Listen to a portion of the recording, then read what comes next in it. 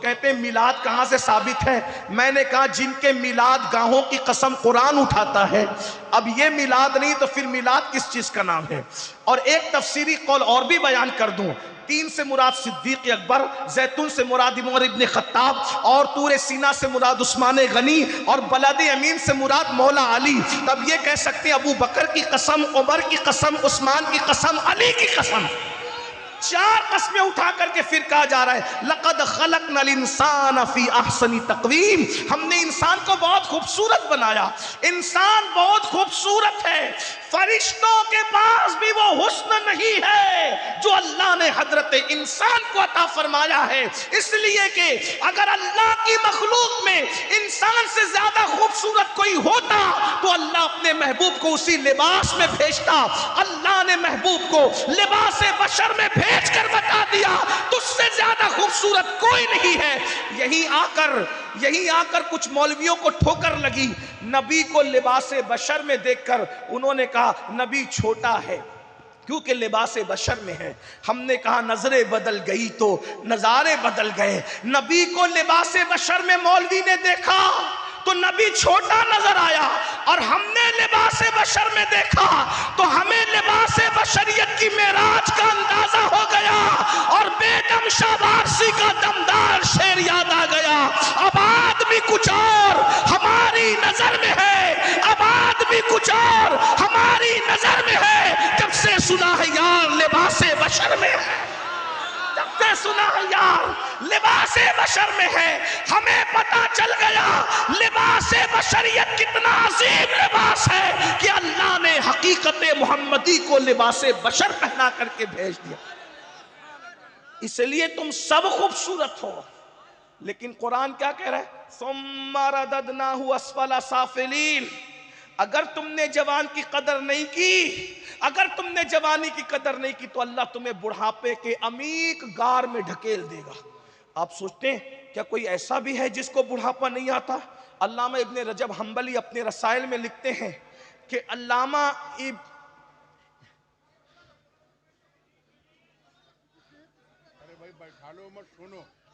ابن طیب تبری رحمت اللہ تعالی علیہ 100 سال کی عمر میں بھی جوان دکھتے تھے، 100 سال کی عمر میں بھی جوان دکھتے تھے۔ یاد رکھنا یہ جو سٹیا ہوا کھوسٹ کمزور بڑھاپا آتا ہے نا، بڑھاپا وہ گناہوں کی وجہ سے آتا ہے، ورنہ اگر انسان گناہ نہ کرے بال سفید ہو جاتے ہیں، لیکن بڑھاپا نہیں آتا جس کو کمزوری کہتے ہیں۔ میں نے کہا نا آپ کو کہ کہنے والے نے یہ جو بات کہی کہ محمد کے غلاموں کو بڑھاپا آ نہیں سکتا، غلاموں کو بڑھاپا، داڑھی سفید ہونا یہ حسن ایمان کی نشانی ہے، بڑھاپا کمزوری کا نام ہے، کمزوری کا۔ اللہ اکبر، اسی لیے اللہ نے اپنے محبوب کو بھی بڑھاپے سے محفوظ رکھا۔ 63 سال کی عمر میں بھی اللہ کے رسول علیہ السلام 35 سال کے جوانوں کی طرح نظر آتے تھے، اسی لیے جو بھی حضور کو دیکھتا پکار اٹھتا یا شباب، اے جوان۔ اسی لیے یاد رکھنا، اللہ اکبر۔ اور پھر بات مولا علی کی آتی ہے تو اللہ نے علی کو ایسی جوانی عطا فرمائی ہے، اللہ نے علی کو ایسی جوانی عطا فرمائی ہے کہ مولا علی کو کبھی بڑھاپا آیا ہی نہیں۔ بلکہ ایک بات میں آپ سے کہہ دوں، قاتل دشمن تھا لیکن قاتل نے علی کو بازار میں نہیں مارا، قاتل نے علی کو دکان پہ نہیں مارا، قاتل نے علی کو بستر پہ سوتے ہوئے نہیں مارا، اس لیے کہ علی کی نیند میں بھی روب تھا، روب۔ قاتل جان گیا علی کو مارنا ہے تو سوتے میں بھی نہیں مارا جا سکتا، اگر علی کو مارنا ہے تو حالت نماز میں حملہ کرو تبھی علی کو مارا جا سکتا ہے۔ اسی لیے مولا علی کے لیے اس عمر میں جب داڑھی سفید ہو گئی تھی، قاتل نے ٹکرانے کی کوشش نہیں کی، کیونکہ اللہ نے علی کو وہ جوانی عطا کی تھی کہ ان کو کبھی بڑھاپا آیا ہی نہیں۔ میرے آقا فرماتے ہیں لا فتح الا علی، لا سیف الا ذوالفقار، علی کی طرح کوئی جوان نہیں ہے، ذوالفقار کی طرح کوئی تلوار نہیں۔ ابن رجب حنبلی لکھتے ہیں، ابن طیب تبری سے پوچھا گیا 100 سال کی عمر میں آپ کو بڑھاپا نہیں آیا، وجہ؟ ابن طیب تبری فرماتے ہیں میں نے جوانی میں اپنے آپ کو گناہوں سے بچایا اور اللہ نے مجھے بڑھاپے سے محفوظ فرما لیا۔ طاقت بہت ہوگی، لوگ کیا کہتے ہیں؟ میں انکار بھی نہیں. گھی کھاؤ, کاجو کھاؤ, بادام کھاؤ, پستہ کھاؤ, مغزیات کھاؤ, مقوی غذائیں کھاؤ, طاقت رہے گی. میں ایک سوال کرتا ہوں, انکار نہیں, کھاؤ, لیکن جن کے گھر میں ایک ایک مہینہ چولہا نہیں جلتا تھا ان کو کون سے ڈرائی فروٹ نصیب ہوں گے؟ جن کو روٹی نہیں تھی کھانے کے لیے وہ ڈرائی فروٹ کب کھاتے؟ لیکن طاقت کتنی تھی, کتنی طاقت تھی. ایک دن میرے مولا علی مرتضیٰ کی ڈھال گر گئی, پوری زندگی میں ایک ہی بار ڈھال گری. میں خیبر نئے انداز سے پڑھنے لگا ہوں, توجہ فرمائیں.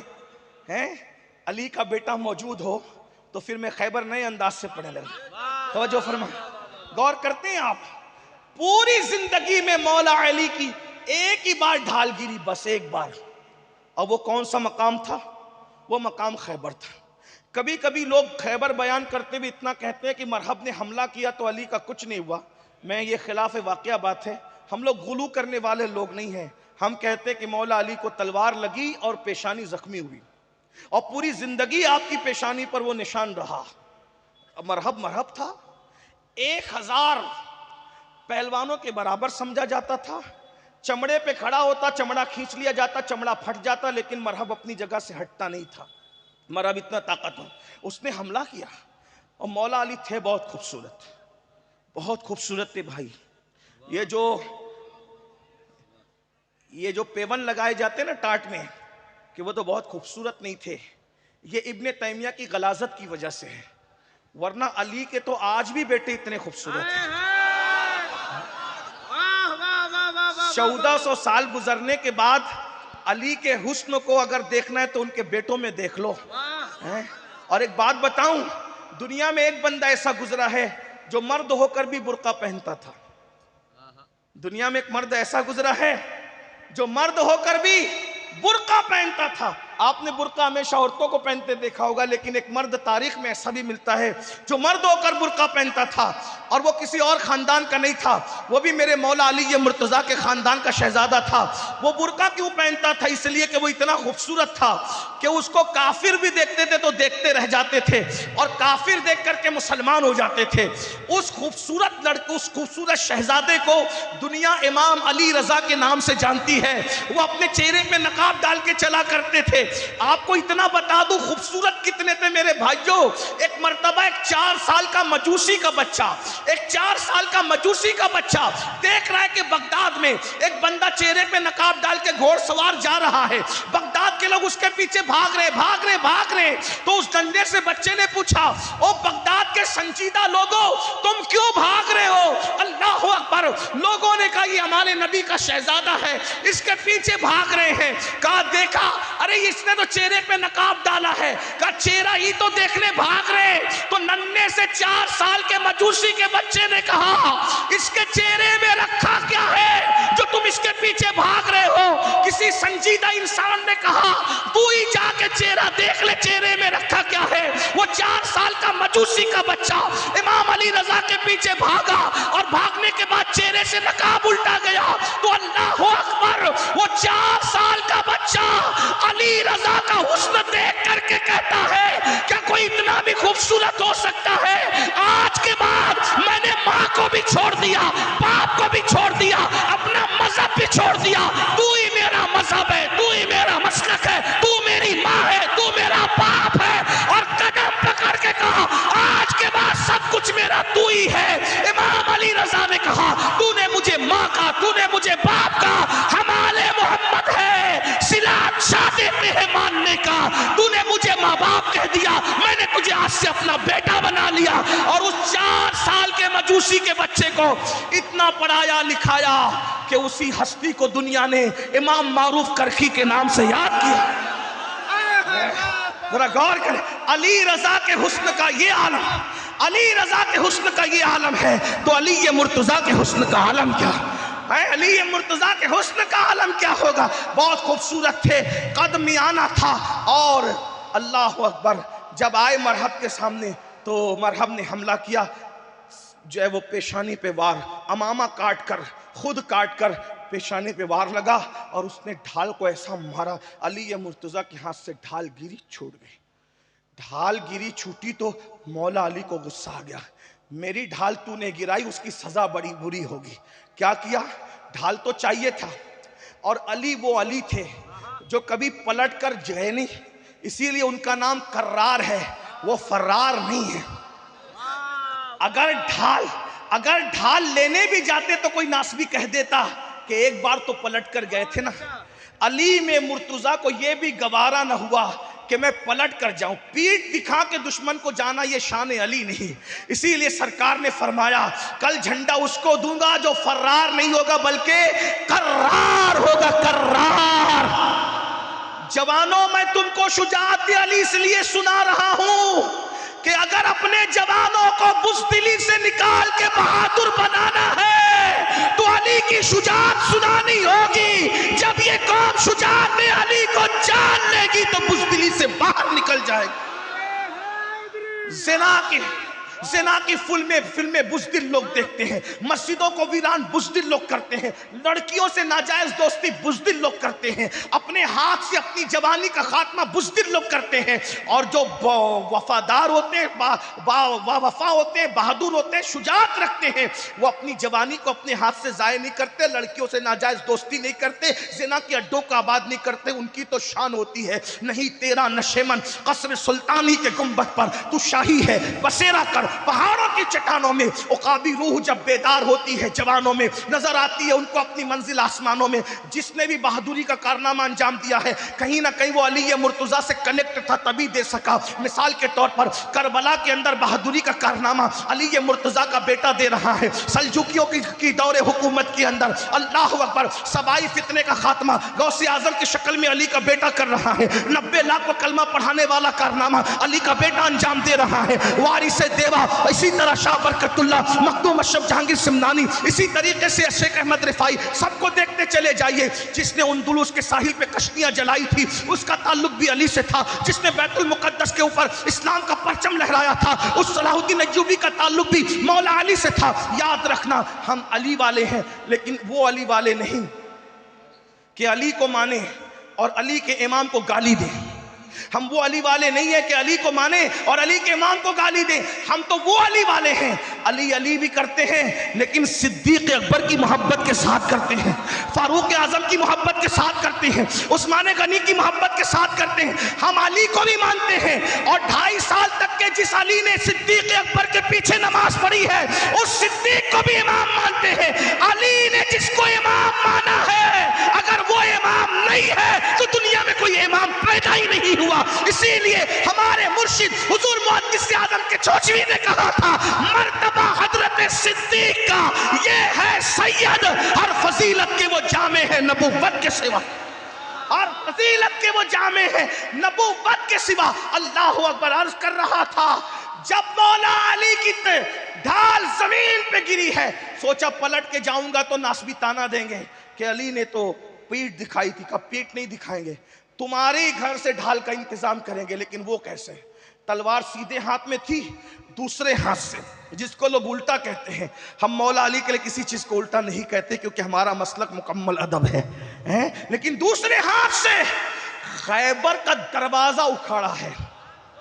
تو نے میری ڈھال گرائی، اس کی سزا دیکھ لے مرحب کہ میں نے تیرے قلعے کے دروازے کو ڈھال بنا لی. اور اللہ اکبر 150 من کا دروازہ اٹھا کر مولا علی اس کو ڈھال بنا کر کے لڑتے رہے اور جب اٹھا کر کے پھینکا ہے تو 40 لوگ مل کر بھی اس کو اٹھا نہ سکے. یہ طاقت ہوتی ہے جوانی کی جو گناہ سے بچ جائے. جو گناہ سے بچ جائے تو بس اینڈ کرتے ہوئے کیا گناہ سے بچ جاؤ. جب بھی دل چاہے گناہ کرنے کا ایک چیز سوچنا اللہ دیکھ رہا ہے. بس کوئی دیکھے نہ دیکھے اللہ دیکھ رہا ہے. اور اس تصور سے کہ اللہ دیکھ رہا ہے زندگی میں ایک گناہ چھوڑ دو گے اللہ ساری زندگی کے گناہ معاف کر دے گا. میرے آقا علیہ السلام فرماتے ہیں کوئی عورت پہ انسان کا قبضہ ہو جائے اور انسان اس سے زنا کرنے کی کوشش کرے اور کوئی روکنے والا نہ ہو، بس یہ سوچ کے کہ اللہ دیکھ رہے آدمی دور ہو جائے، اللہ اسی وقت اس کو بے حساب جنت نعیم کا مستحق قرار دیتا ہے. اللہ دیکھ رہا ہے. ترمذی شریف کی ایک حدیث ہے جس کو میں اپنے الفاظ کے جامع میں جس کو علامہ ابن الجوزی نے بھی لکھا، بڑے بڑے بزرگوں نے لکھا، اپنے الفاظ کے جامع میں پیش کر رہا ہوں۔ حضور کو یہ حدیث خود اتنی پسند تھی، یہ واقعہ، کہ حضرت عبداللہ ابن عمر کہتے ہیں میں بچہ تھا، پھر بھی حضور سے میں نے 7 مرتبہ اس حدیث کو سنا، کچھ یاد رہے نہ رہے، یہ حدیث یاد رکھنا، اسی پہ میری بات پوری ہو رہی ہے۔ جوانی کی حفاظت کیجئے، جوانی کی قدر کیجئے، جوانی چلی جائے گی، پچھتاؤ گے پچھتاؤ گے پچھتاؤ گے۔ 16 سال سے شروع ہو کر 50 سال تک جوانی رہے گی، پھر چلی جائے گی۔ اللہ کے رسول علیہ السلام فرماتے ہیں بنی اسرائیل میں ایک جوان تھا، اس کا نام کفل تھا، کفل۔ حضور کو بہت پسند تھا یہ واقعہ۔ حضور نے، ابن عمر نے 7 بار سنا، تو جو جوان اور بڑی عمر کے صحابہ تھے انہوں نے کتنی بار سنا ہوگا؟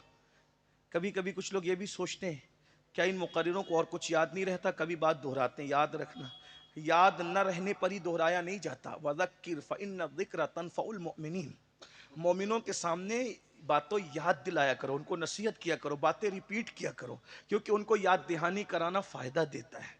عالم ما کان و ما یکون نے جب ایک واقعے کو 7 مرتبہ ابن عمر کے سامنے بیان کیا تو یہ بھی یاد رکھنے کی بات ہے نا۔ کفل ایک جوان ہے، اپنے الفاظ کے جامع میں حدیث کا مفہوم پیش کر رہا ہوں، لیکن وہ عیاش ہے، گنہگار ہے، پاپی ہے، جوان ہے، پاپی ہے۔ یعنی اپنے الفاظ کے جامع میں کہ وہ اتنا بڑا پاپی ہے کہ روزانہ وہ اپنے بستر پر کوئی نئی لڑکی کی تلاش میں نکلتا تھا، روزانہ، اور روزانہ کسی نہ کسی حسن کے ساتھ وہ کھیلتا تھا، حسن کے ساتھ کھیلتا تھا۔ آج بھی لوگ جوانی کا استعمال اسی میں، لوگ سمجھتے ہیں انجوائے جوانی کا اسی میں کہ ہم پاپ کریں زنا کریں۔ یاد رکھنا، نیکی سے بڑھ کر انجوائے کی کوئی چیز نہیں ہے، اور ہمارا مذہب دقیانوسی مذہب نہیں ہے۔ لوگ کہتے ہیں وہ دریاؤں کی سیر کو نہ جاؤ، ہم نے کہا کیوں نہ جائیں بھائی، جب ہمارے رسول صلی اللہ علیہ وآلہ وسلم سیر کے لیے گئے تو ہم کیوں نہ سیر کریں؟ بس اتنا ہے، سیر کو جاؤ، انجوائے کرو، گناہ مت کرو۔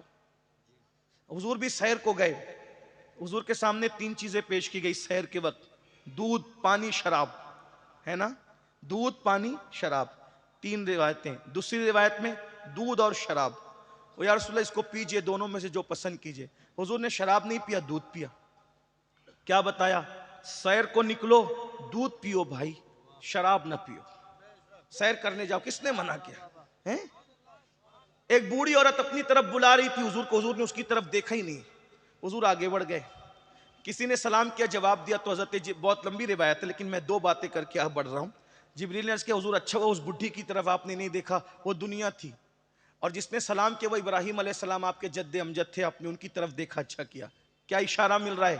سیر کے لیے جاؤ، عورتوں کو مت تکو، اللہ والوں کی زیارت کرو، انجوائے کرو بھائی، انجوائے، حرام مت کرو، گناہ مت کرو، اچھے کپڑے پہنو، اچھی سواریاں، اچھا موبائل، سب اچھا، کام بھی اچھے کرو، عمل بھی اچھے کرو۔ کفل کی عادت تھی روزانہ نئی لڑکی کی تلاش۔ ایک دن نئی لڑکی کی تلاش میں نکلا، جب نئی لڑکی کی تلاش میں نکلا دیکھا سامنے سے محلے کی خوبصورت لڑکی آ رہی ہے، اور اس لڑکی کو حاجت ہے پیسوں کی۔ یہ پیسے صرف سمجھانے کے لیے، وہ وقت تو پیسوں کا نہیں تھا، درہم و دینار کا وقت تھا، لیکن سمجھانے کے لیے پیسوں کی حاجت تھی۔ اور ایک بات یاد رکھنا اچھی طرح سے، سلیگوڑی اور قرب و جوار سے آنے والوں، آج جو رونا روتے ہو نا اپنے جلسوں میں، مسلمانوں کی بیٹیاں بھاگ رہی ہے، مرتد ہو رہی ہے، لوگ مرتد ہو رہے ہیں، کافر ہو رہے ہیں، جلسے میں درد بھری باتیں کرنا مرتد کے فتنے کا حل نہیں ہے، فتنہ ارتداد کا حل نہیں ہے، جب تک کہ اس مرض تک نہ پہنچو کہ لوگ مرتد کیوں ہو رہے۔ پہلی بات تو جتنی تعداد مرتد ہونے والوں کی بتائی جا رہی وہ صحیح نہیں ہے، چند گئے، چند لوگ گئے، سب نہیں، لیکن گئے کیوں؟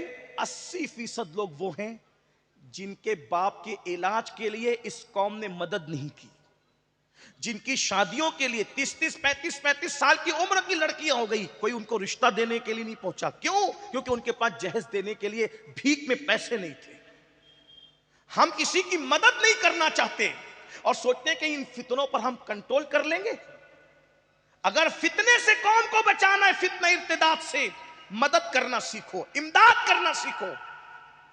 ہم جلسوں پر تو لاکھوں خرچ کر سکتے ہیں، غریبوں پر بھی خرچ کر سکتے ہیں، بڑی معذرت کے ساتھ، کیونکہ یہ درسگاہ اور خانقاہ یہاں چونکہ جمع ہے ایک ساتھ، اور میرے مخدوم کی خانقاہ یوں بھی درسگاہ اور خانقاہ کا ایک سنگم ہے۔